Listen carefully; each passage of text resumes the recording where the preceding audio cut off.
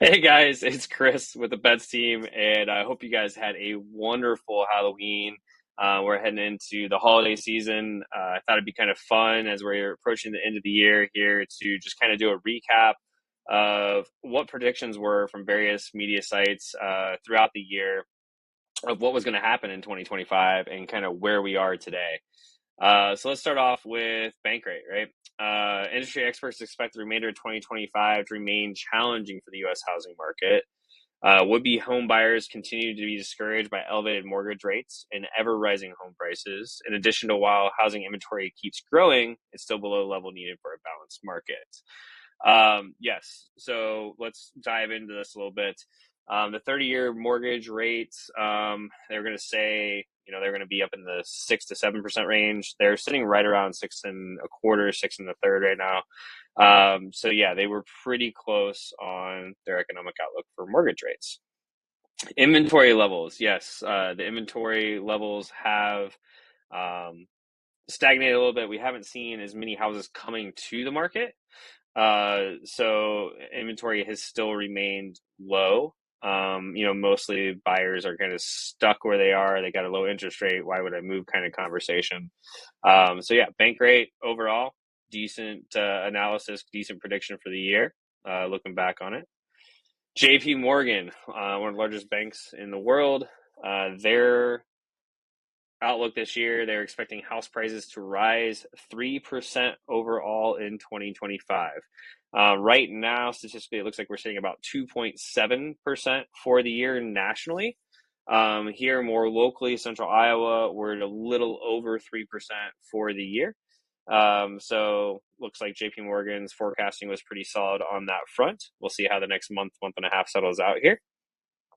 The interest rates, they were forecasting to only ease to 6.7% by the end of the year, and thankfully we have seen it go lower than that, towards the lower sixes.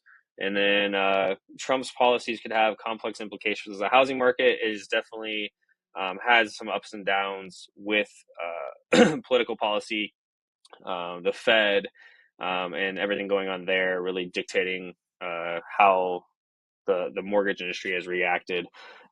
Essentially, the Fed is dropping the rates, but the mortgages are actually tied to the 10-year Treasury, and the inflationary concerns have essentially held the market more steady than what was anticipated with the Fed actually decreasing rates. So we'll see if in time here we get closer to where the Fed's trying to drop to.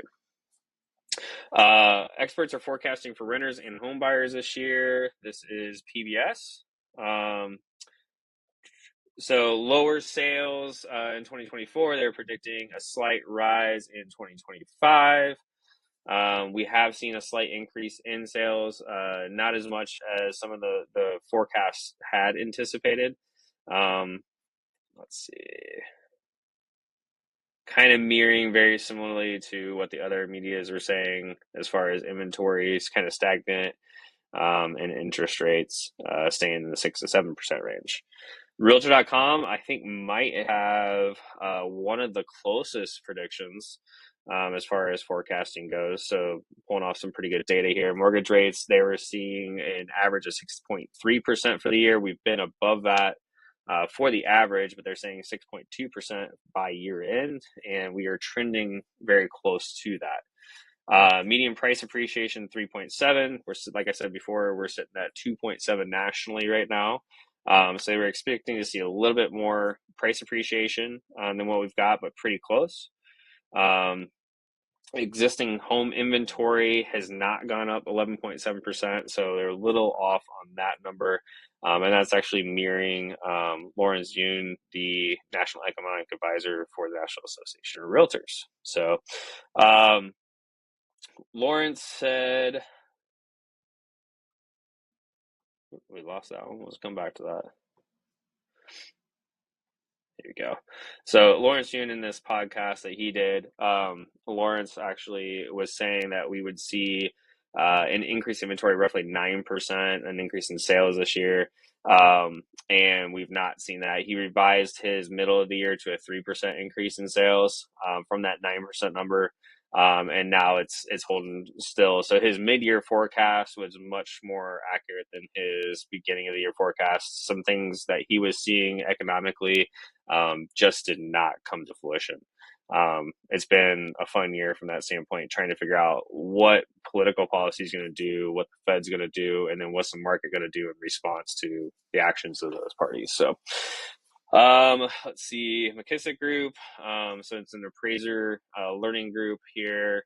Mortgage rate 6 to 7%. That's pretty safe assumption, and we're right there. Predicted growth of 2.6% to 4% year over year. So nice range there. They also are within that range.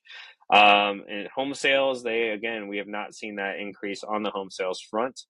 We've not seen an increase on inventory. So again, they're kind of looking at similar metrics and kind of a similar output. Let's see. First American, I feel like these guys probably, I love their data. I feel like they probably did about as well as anybody actually forecasting this year. Mortgage rates will remain above 6%, but affordability will improve. Yes, we are seeing affordability improve. We haven't seen the increase in prices that was forecasted. We have seen the decrease in the interest rates staying just above 6, but that has improved our affordability index as the year's gone on. As you can see, we're actually below the trend line that was forecasted. So home prices to moderate but remain positively national. Yes. Yes, home prices have softened a bit, but we've still seen year over year growth. Inventory will remain historically low. Yes, it has. It's definitely well off the numbers. I started in real estate in 2019. So locally, anecdotally, right, we're probably in most of our markets right now sitting at about a third of the inventory that we would have had in the 2018, 2019 market. So we could definitely use some more inventory hitting the market. What that means is there's fewer homes on the market, but they're sitting on the market longer, taking longer to sell because there's fewer buyers active. So it's really this complex thing where you think a house is going to sell, it's going to sell quickly, and then it either does or it sits on the market for 90, 120 days.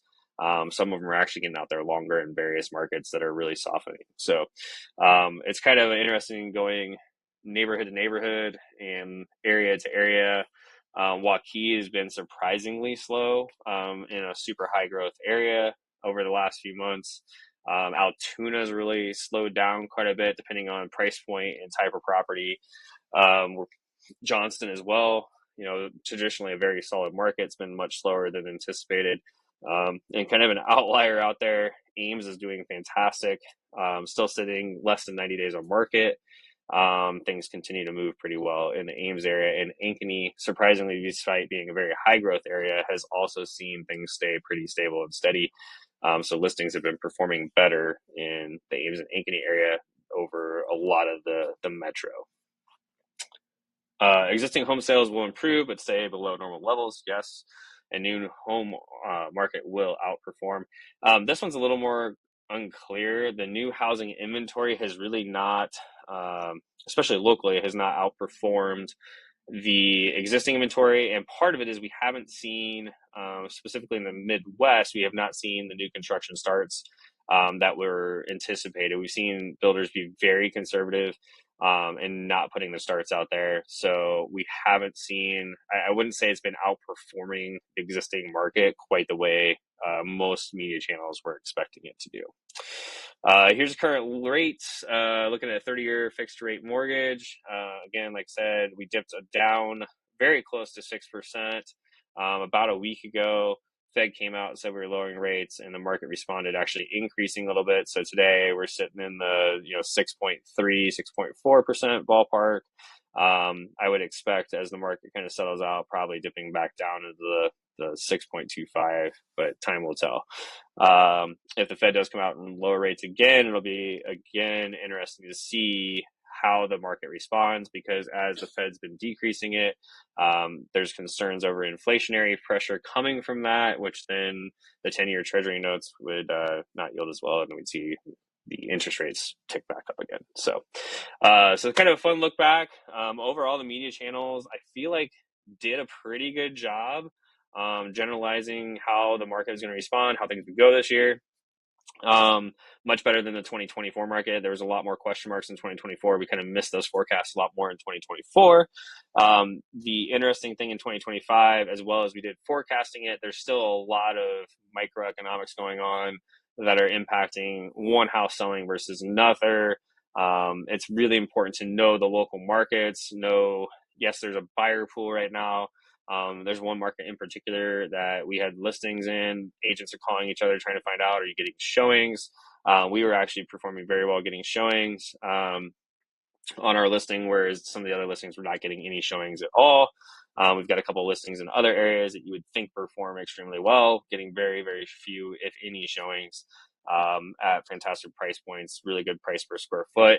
And so it's been kind of frustrating trying to figure that out. But it's been really helpful with the quantity of listings that we have as a team, being able to monitor that and say, yes, it is a market trend in this area. It's something we can wait out. And we've been doing that on quite a few listings, and that's paid off. Or we've gone back and said, okay, we're just going to have to drop the price to get this sold. And our sellers have been on board with doing that in those cases. And we've been trying to get it down to a point where it's like, okay, this is such a good deal that sellers really want to get rid of the property. So the buyer is at that point saying, okay, it's too good a deal to pass up. Now let's getting them off the sidelines and getting them to buy the property. So overall, it's an interesting market. I'm excited for maybe a more stable 2026. We'll be looking at forecasts coming out here. Typically, you see a lot of people around the 1st of December putting those forecasts out for the next year. So we'll probably do a recap at the end of the year, what people are saying for next year's market. And then we'll probably do a recap at the end of the year, seeing how accurate they were as well. But it's really important to work with a qualified real estate agent that knows the market, that knows these ups and downs, that can keep you calm through the process. I think that's probably the biggest thing that we've been doing for our sellers right now is communicating with them and just keeping them calm through the process and making good financial decisions with their properties and their investments. So have a wonderful November. We look forward to talking soon. Have a great Thanksgiving, and let us know how we can help with your real estate needs. Take care, guys.